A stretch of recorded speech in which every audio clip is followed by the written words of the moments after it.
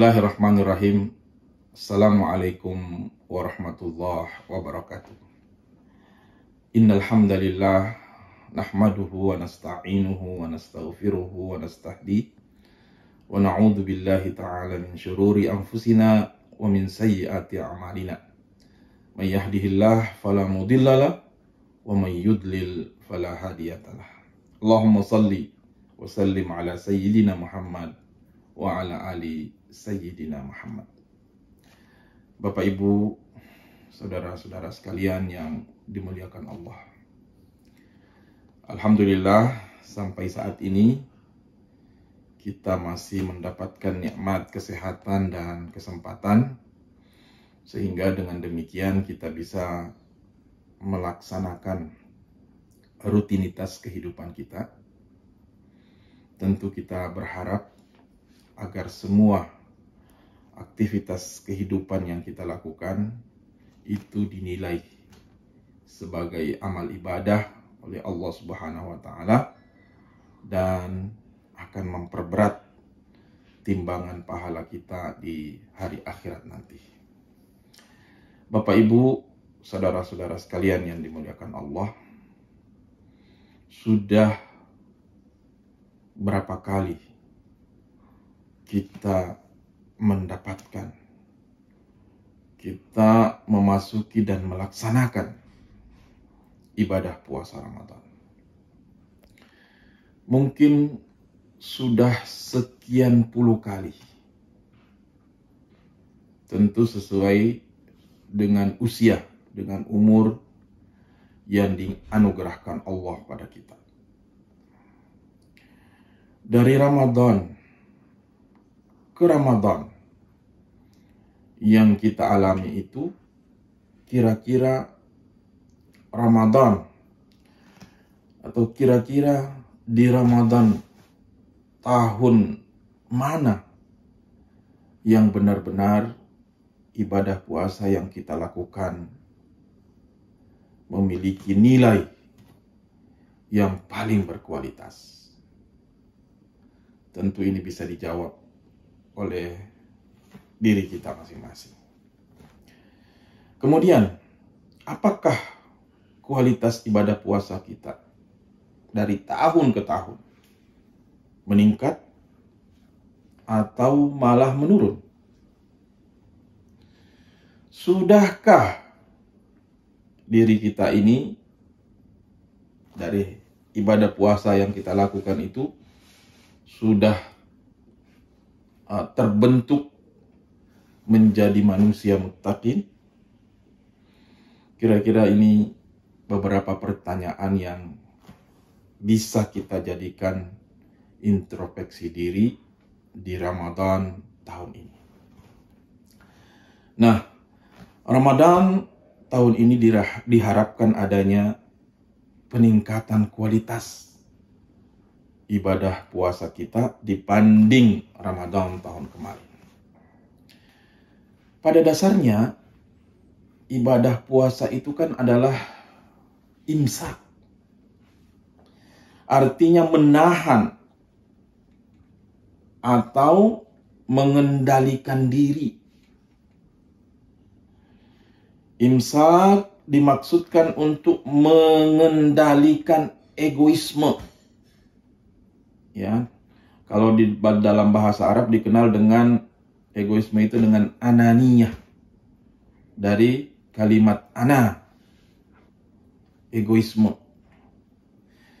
Bagaimana ibadah puasa itu menumbuhkan jiwa sosial. Kemudian bagaimana membaca dan mentadabburi ayat-ayat Allah, baik yang ada di mushaf maupun ayat-ayat kauniyah yang kita lihat di alam ini. Bagaimana saat kita berpuasa itu kita menghidupkan malam-malam Ramadan, menikmati qiyamul lail.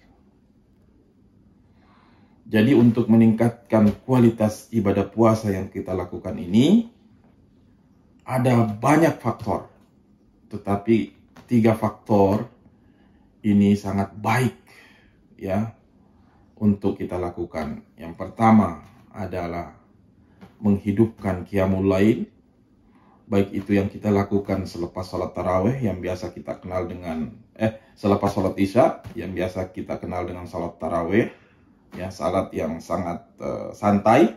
Setiap 2 rakaat kita berhenti, kita istirahat, kita melantunkan salawat dan doa. Kemudian ada qiyamul lail yang kita laksanakan di malam-malam Ramadan yang kita sebut dengan salat tahajud.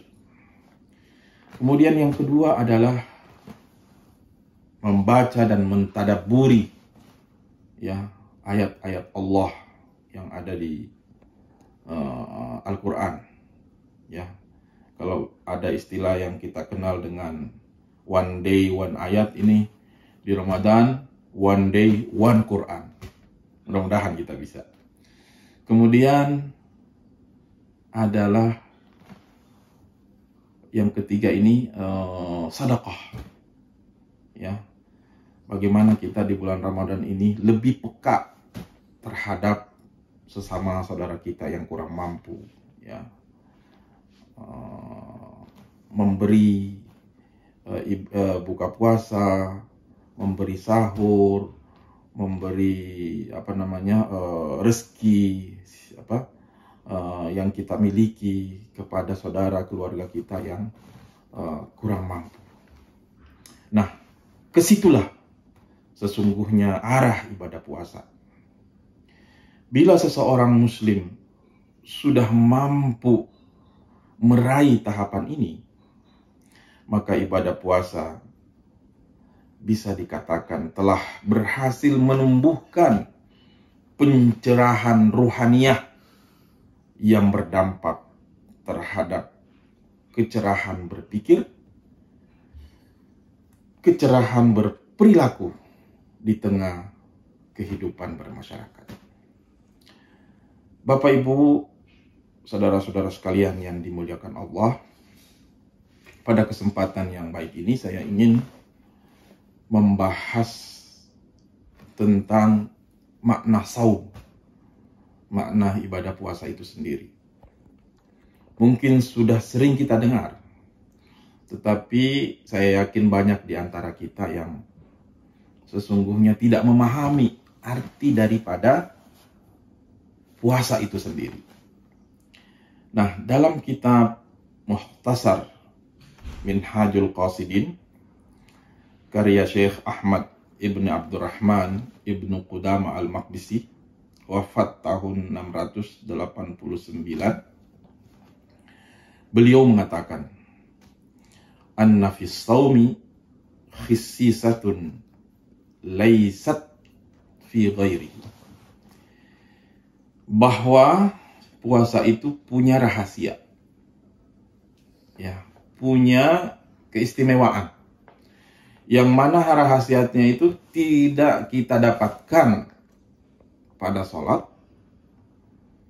tidak ada pada sedekah, tidak ada pada zikir, dan kita tidak dapatkan pada baca Quran.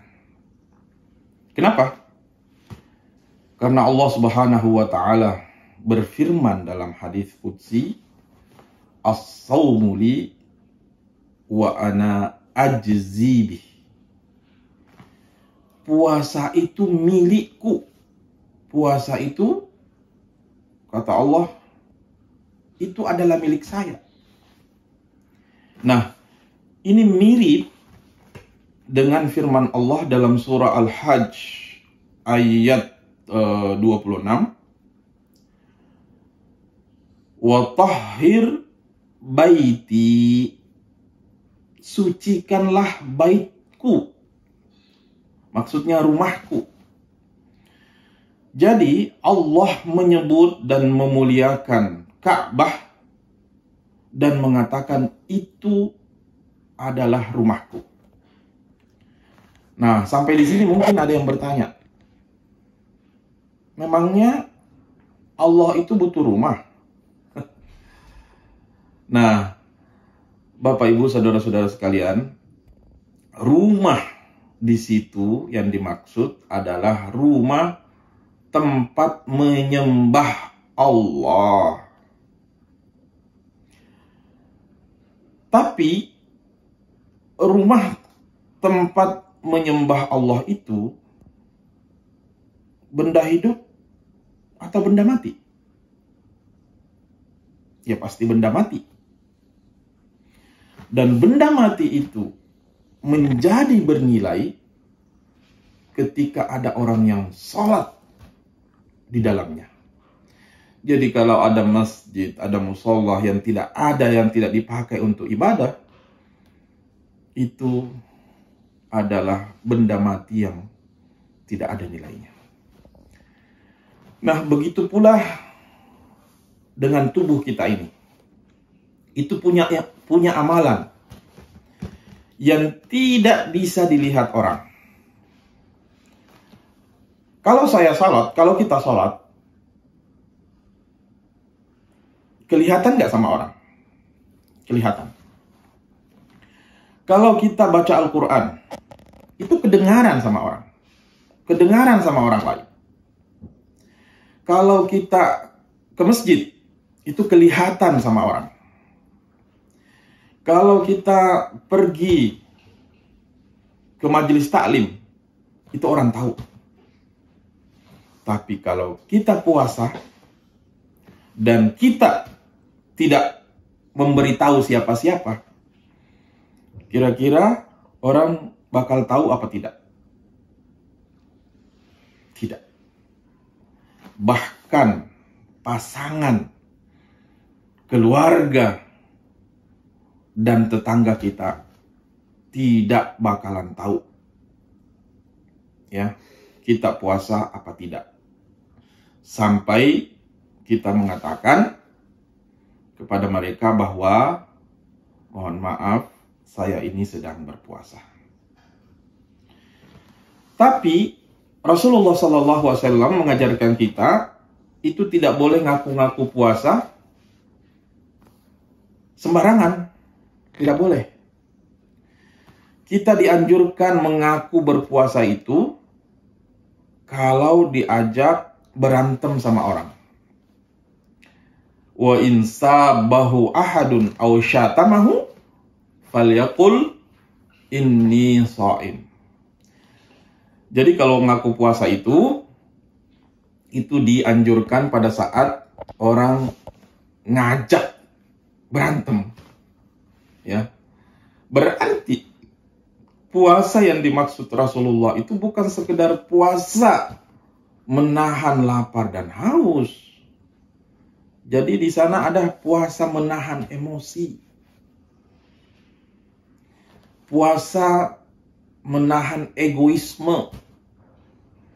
Puasa menahan sifat ingin menang sendiri dan lain-lain sebagainya. Ya. Bapak Ibu hadirin yang dimuliakan Allah, dalam kitab Mukhtasar Minhajul Qasidin dilanjutkan, wa innama fuddilas shaum lima'nayain.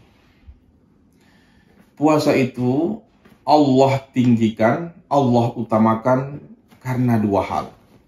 Mudah-mudahan pada kesempatan ini kedua hal ini bisa kita jelaskan. Tapi kalau waktunya tidak cukup, ya mungkin satu hal dulu, karena ini pembahasannya sangat panjang sekali. Yang pertama, Bapak Ibu, saudara-saudara sekalian yang dimuliakan Allah, puasa itu annahu sirrun wa amalun batin.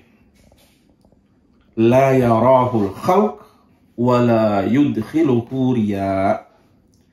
Puasa itu amal yang sifatnya rahasia.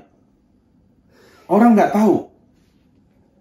Kalau kita tidak ngasih tahu. Dan itu, puasa itu adalah amal batin. Jadi orang-orang yang ingin mengolah batinnya, syaratnya dia harus puasa. Kenapa orang Islam sekarang kurang peka kolbunya? Jawabannya ada karena jarang puasa, atau puasa yang dilakukan itu tidak berkualitas. Firasat orang-orang Islam sekarang itu tidak bisa ditangkap. Kita dapat ya firasat, tapi kita nggak ngeh, kita nggak sadar. Ini firasat benar apa tidak? Kita diselimuti oleh keraguan. Kenapa? Karena puasa kita tidak berkualitas.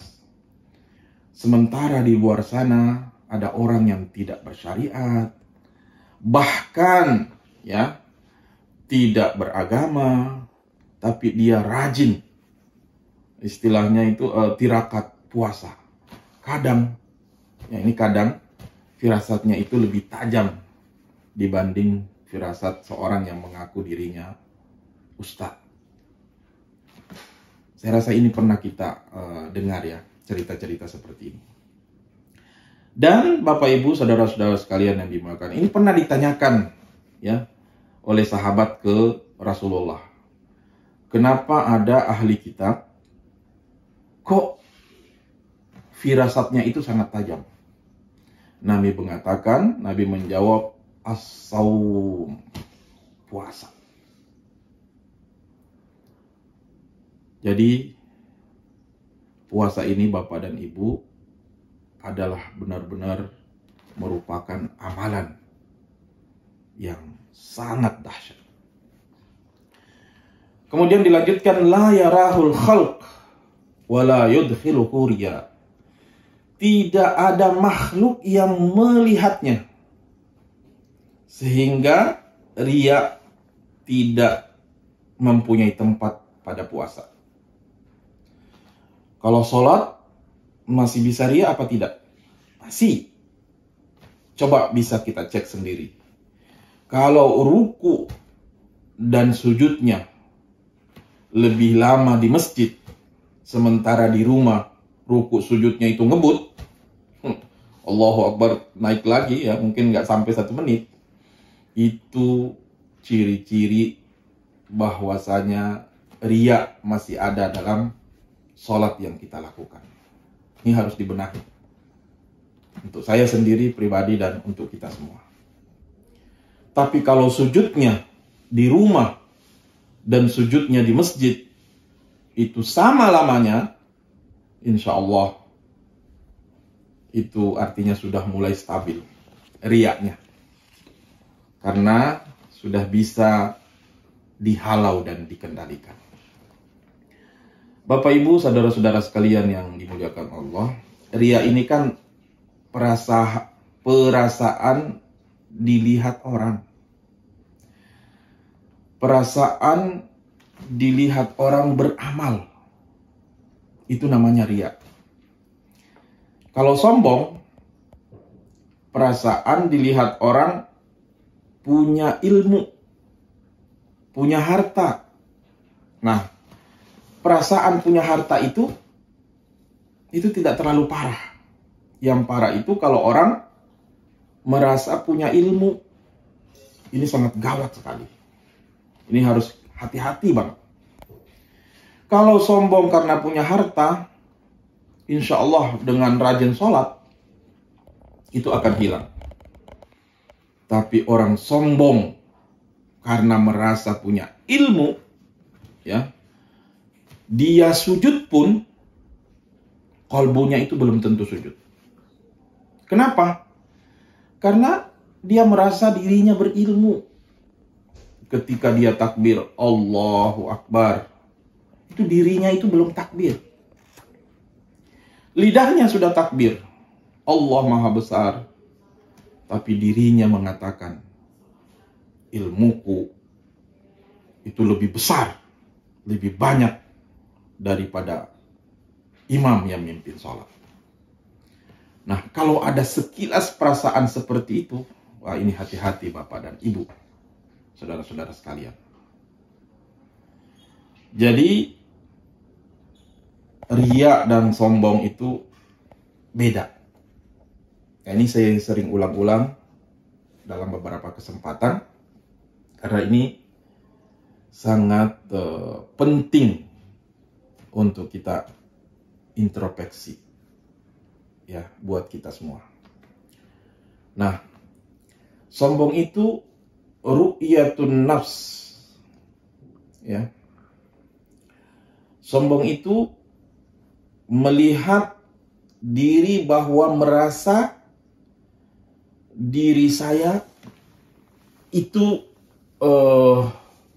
berilmu, merasa diri kita ini itu soleh. Jadi merasa diri berilmu, merasa diri soleh, merasa diri kita itu lebih dekat kepada sunnah Nabi dari yang lain. Jadi merasa kita ini paling nyunnah, kalau istilah anak-anak sekarang. Merasa lebih aswaja dibanding orang atau kelompok yang lain. Ini hati-hati, ini adalah sombong. Nah, kalau ria itu merasa diri beramal. Karena merasa beramal, maka ingin dipuji, ingin dipandang orang. Maka yang paling sering kena ria itu biasanya adalah pengurus masjid. Ini hati-hati.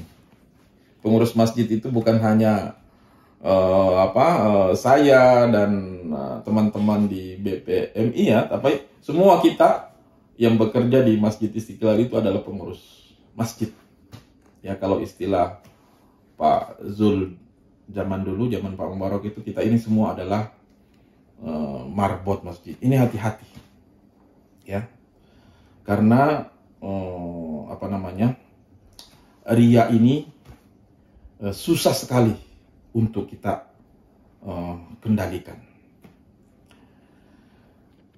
Jadi gampang sekali syaitan itu menggugurkan niat baik kita di dalam menjaga rumah Allah ini. Syaitan mengintai terus, karena kita tahu, ya, ada hadis yang mengatakan bahwasanya mambana lillahi masjidan banallahu baitan fil jannah. Siapa yang membangun rumah Allah di dunia, maka dia akan dibangunkan istana di surga. Ini hati-hati. Ini Allah, terus terang syaitan ini tidak ikhlas, ya, kalau kita itu punya istana di surga. Makanya dia mengintai terus, ya, supaya istana-istana yang akan kita dapatkan itu dirobohkan kembali. Makanya dia menunggu. Kalau pengurus masjid itu kan biasanya konflik, pergantian pengurus itu bisa terjadi konflik. Nah, ini makanya harus hati-hati apabila pergantian pengurus yang lama ke pengurus yang baru. Itu disitulah pintu masuknya syaitan untuk menggoda kita. Pernah suatu ketika ada seseorang, ya, itu mungkin sumbangannya ke masjid itu, ya, kalau ukuran orang kaya mungkin tidak seberapa, ya, tetapi dia ikut andil di dalam pembangunan masjid itu. Waktu menyerahkan sumbangannya itu benar-benar dia jaga, ya, dia tidak menyebutkan nama untuk menjaga keikhlasan dia.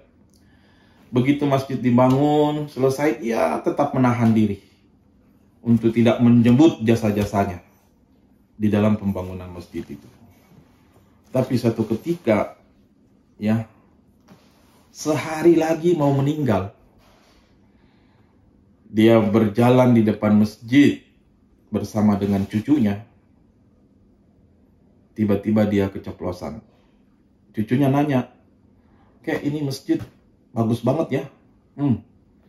Keluar dari mulut orang tersebut, "Cuk, kalau bukan karena kakek, masjid itu tidak bakalan selesai."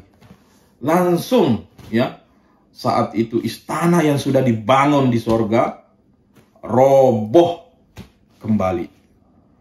Ini kan sangat disayangkan sekali. Na'udzubillah min dzalik. Oleh karena itu, ya, terakhir saya mengingatkan untuk diri saya sendiri ataupun untuk Bapak dan Ibu, saudara-saudara sekalian, mari benar-benar amal perbuatan yang kita lakukan, ya, terutama ibadah puasa yang kita lakukan saat ini, benar-benar niat kita di dalam melakukan ibadah itu dijaga. Jangan sampai amal ibadah yang kita lakukan, pahalanya kita robohkan sendiri, kita hancurkan sendiri.